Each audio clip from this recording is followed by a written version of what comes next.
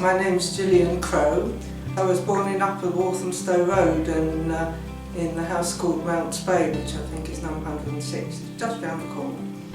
My connection with it is really just sort of marriages and christenings. My parents were married here in 1937 and then I was christened here in 1943.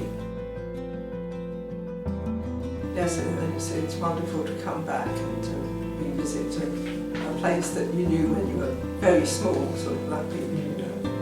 The other photo I've got was my mother's cousin's wedding in, I think in 52 or 53, he says, 53. So that was in the church, and so that again, that's outside the main doors.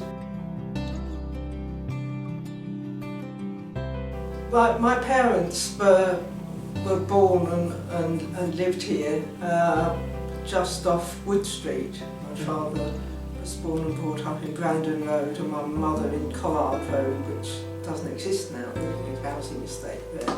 My mother's uncle, who they all lived around near Wood Street, he got into a gang. I mean, you tend to think that gangs are a modern thing, but this was way back before the First World War.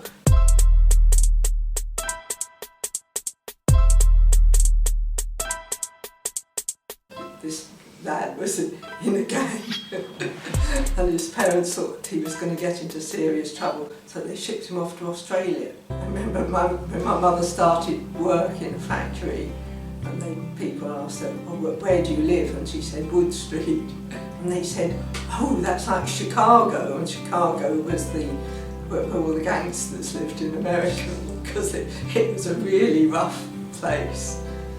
So I think it's probably not quite so rough now.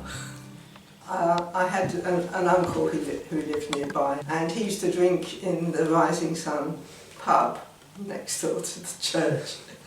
And there was a lovely story how there used to be an old tramp who lived in the forest, and sometimes if the gravedigger had dug a grave ready for a funeral the following day, he would kick down for the night in the empty grave.